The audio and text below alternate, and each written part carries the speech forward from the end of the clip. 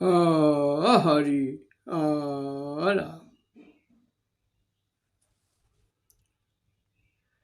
আগধৰি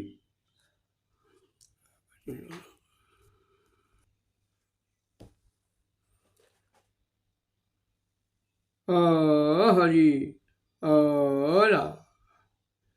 জয় গুৰু শংকৰ সৰ্বগুণ নাকৰ যাকে নাহিকে পাম তো হৰি চৰণ গুৰু ৰেণুসুত কুৰ্তি বাৰ এক কৰোঁ প্ৰণাম বাৰ এক কৰোঁ প্ৰণাম।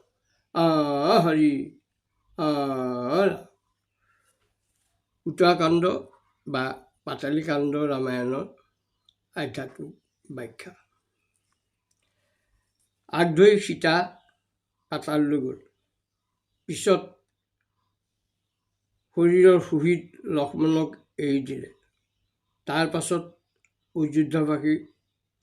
অযোধ্যাবাসীক লগত লৈ আত্মাৰাম বৈকুণ্ঠলৈ গ'ল। ঘোষা হৰি ভুকুটিৰ পাতিলন্ত হাত শংকৰে জগত জুৰি ৰাম নাম ৰত্ন বেশায় জগতে চলয় বৈকুণ্ঠ কৰি। মহাপুৰুষ শংকৰদেৱে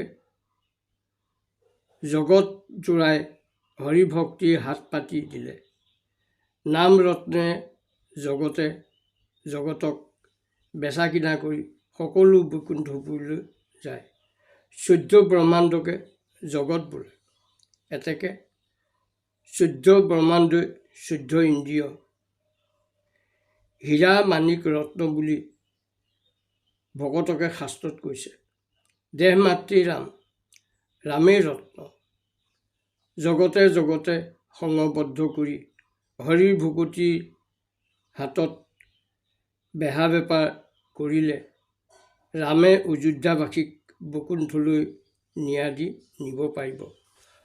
সংবদ্ধ কৰিলে শংকৰদেৱ একমূৰ্তি হ'ব। আত্মাৰামে ৰামে ৰমণ কৰিলে হাত হ'ব।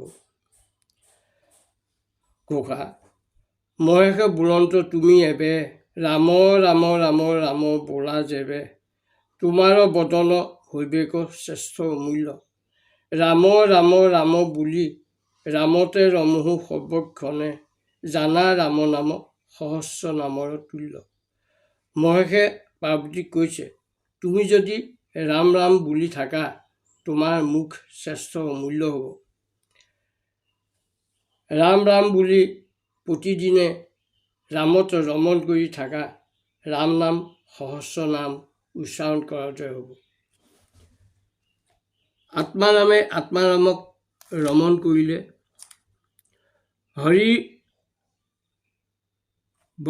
হৰি ভক্তি হাত হ'ব।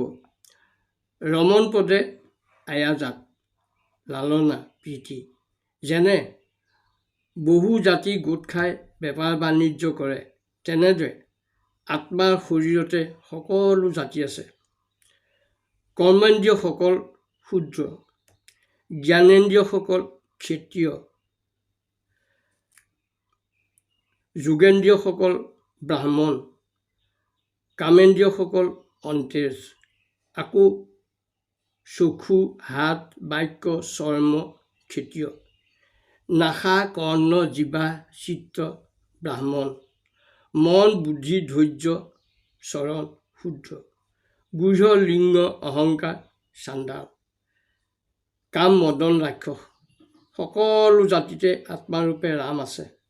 ৰাম য'তে থাকে সেই বৈকুণ্ঠ। প্ৰতি ইন্দ্ৰিয়ত দেৱতাসকল অধিষ্ঠাতা হৈ চলাই আছে।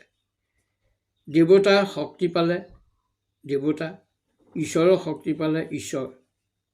সীতা পাতললৈ যোৱা, ৰাম বৈকুণ্ঠলৈ যোৱা। চৈতন্য শক্তিয়ে জীৱ সীতাচোৰ ভুল। প্ৰাণবায়ুৱে আত্মা শ্ৰীৰামচোৰ। জীৱৰে আত্মাৰে সুহিত গুণ ভাগ লক্ষ্মণ হ'ল। প্ৰাণীসকল মৰিবৰ সময়ত শৰীৰৰ পৰা চৈতন্য শক্তি জীৱ সীতা পাতাললৈ যোৱা দি আগধৰি যায়। পিছত আত্মাৰামে জীৱৰে শৰীৰৰে সুহিত লক্ষ্মণক ত্যাগ কৰাদি কৰে। সাধু সমাজে মৰণৰ সময়ত পিতা মাতা ককাই ভাই পুত্ৰ ভাৰ্যা ধন বস্তুবিলাকলৈ শৰীৰত সুহিত ভাৱ ত্যাগ কৰে। মৰণ নহওঁতেই আগ ধৰি মূৰৰ তালুৱেদি জীৱ ওলাই যায়, তাকে মুধা ফুটা বোলে। ৰাম বৈকুণ্ঠলৈ যোৱা কেইদিনমানৰ আগতে কালৰে সৈতে নিজন স্থানত কথা হৈছিল। সময়কে কাল বোলে। এতিয়াও সাধু সমস্তে যিকোনো মৰণ জানি নিজন স্থানত পৰমাৰ্থ কথা বিচাৰ কৰে। দিনত অনেক বিষয় জঞ্জাল থাকে গুণে ৰাতি নিজন জালত পৰমাৰ্থ বিচাৰ কৰে। ব্ৰহ্ম মানে অক্ষৰ নুবুজায়। অক্ষৰ ব্ৰহ্ম মানে জীৱ পৰমাত্মা।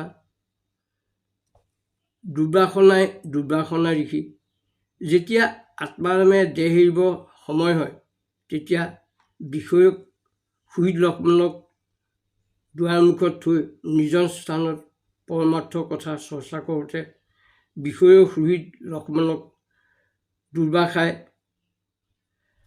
কালৰ সন্মুখ কৰাই খেদাই পঠাইছিল। হৰি ৰাম, জয় গুৰু শংকৰ।